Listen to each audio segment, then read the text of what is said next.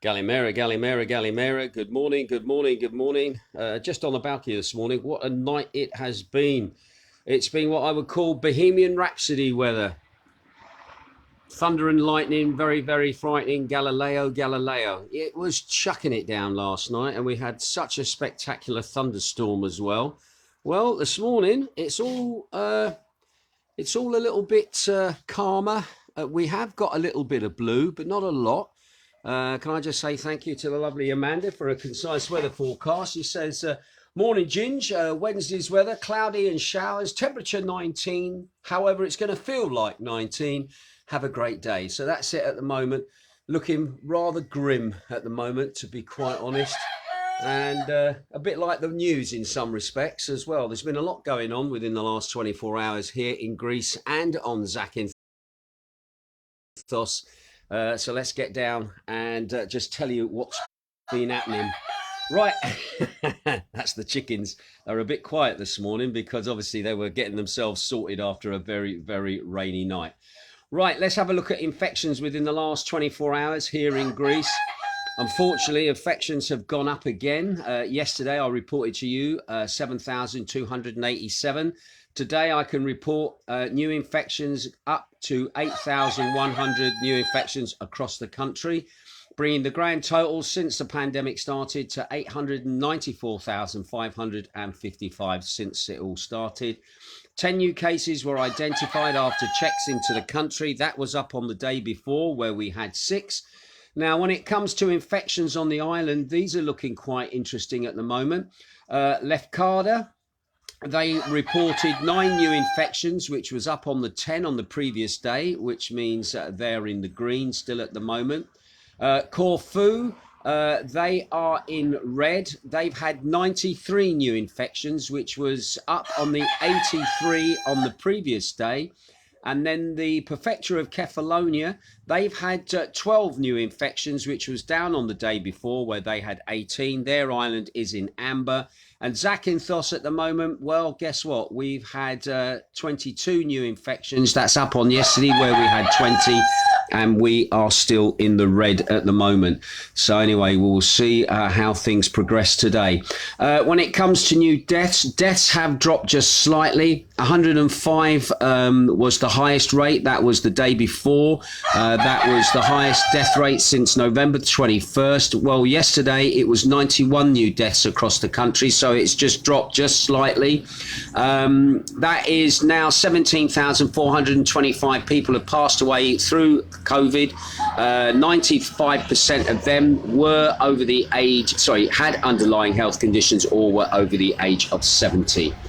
Right, now when it comes to ICUs at the moment, the ICU numbers again have dropped slightly. There were 608 on my previous report. Now I can report 597. Now, whether those people got better or whether they passed away, that's not made clear. But at the moment, critical cases in hospitals at the moment are 363 males, 234 females. The average age of those, 65 years of age. 80.7%, so that number's gone up a little bit, have got underlying health issues or are over the age of 70. Also, regarding those critical patients, 492 of them are unvaccinated or partially vaccinated, and 105 of them are fully vaccinated. Right, let's have a look at the news that Greece is interested in at the moment from the Greek press. As the epidemiology crisis in Germany deepens, stricter measures are being discussed, including introducing compulsory vaccination. In the last 24 hours, new cases numbered 47,887 with 309 deaths. That's the latest 7-day index of new cases in Germany, reported at a 399 per 100 people population, 100 people per population, on the previous week where it was 312. So again, Greece, I know, does look at what Germany's doing. They are looking at other European countries. Mitsotakis has said he has no plans to do a lockdown, but who's to say he's not going to take a lead from these other European countries? Because he wants to stay popular within the club of the EU, shall we say. But anyway, so Germany at the moment, it's deepening there, and they are obviously trying to introduce compulsory vaccinations for the unvaccinated. So we will see what happens there. Once again, let me stress this very carefully. I am not anti-vaccination. I am pro-choice on the vaccination. Right. Another little interesting story that caught my eye in the Greek press. Again, do apologise, this is all a little bit COVID this morning. An experimental chewing gum containing a protein that traps coronavirus particles could limit the amount of virus in saliva and help curb the transmission when infected people are talking, breathing or coughing, the researchers believe. Anyway, the gum contains copies of the ACE2 protein found on cell surfaces, which the virus uses as a gateway to break into cells and infect them. In a test tube experiments using saliva and swab samples from infected individuals, virus particles attach themselves to the ACE2 receptors in the chewing gum. As a result, the viral load in samples fell by more than 95%, the research team from the University of Pennsylvania reported in Molecular Therapy. The gum feels and tastes like conventional chewing gum and can be stored for years at normal temperatures, and chewing it does not damage the ACE2 protein molecules, the researchers have said. Now, using the gum to reduce the viral load in saliva, they suggest would add to the benefit of vaccines and would be particularly useful in countries where vaccines are not yet available or affordable. So again, that's another interesting bit of medicine that's been thrown out. I can hear kids chewing in class and the teacher says, I can't get them to take the gum out because basically it could be saving their lives. So again, and also once you've chewed this gum, where'd you get rid of it? All right. I can imagine all this chewing gum everywhere, all full of the virus. Oh, scary, scary. But anyway, I'm sort of knocking it a little bit there. But again, I'd sooner chew some gum than I would take the vaccine. That is for sure. Anyway, laboratory tests conducted in Greece on urban wastewater by the National Network of Sewage Epidemiology show a significant increase in the average viral load in 6 of the 13 cities inspected from November the 15th to the 21st over the previous week. Now, the samples collected showed a massive jump of 433% in Heraklion, which is in Crete. It was 271% increase in Corfu. That's one of our neighbours just up the road. 157% increase in Hania. There was also a 95% increase in Ias Nikolaos. I'm not sure which Ias Nikolaos that is, but there was also a 37% increase in the Alexandroupoli. And there was also an 86% increase in arrhythmos in Crete as well.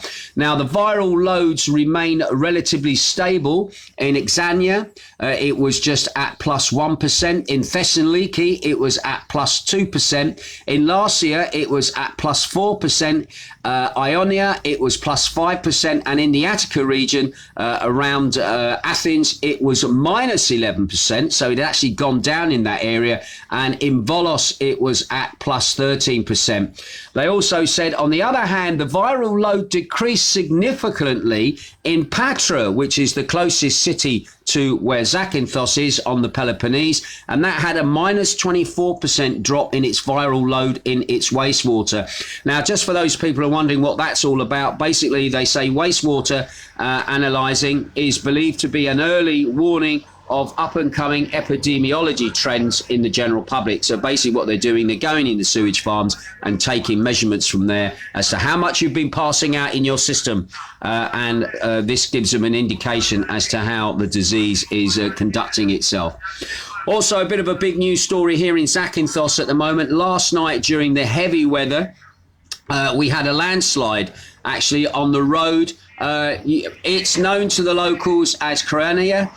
Basically, if you know Zakynthos well, there's the coastal road that takes you out of town up to towards Saliva. Well, on that road, as you go along it, where the Venetian aqueduct is, there's a Venetian water area. There's been a landslide there last night. It blocked two sides of the road.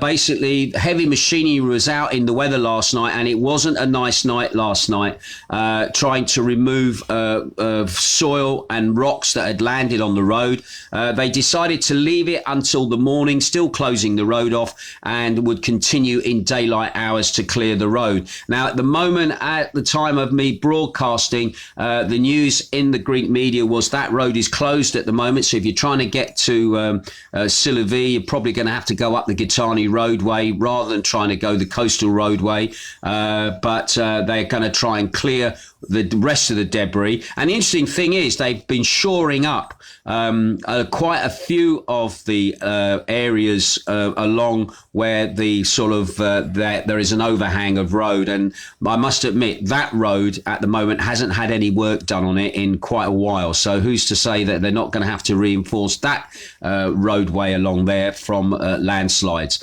So anyway, just to warn you now, if you're out and about today, you might not be able to get up to Saliva on the coastal road. You'll have to go via the back road.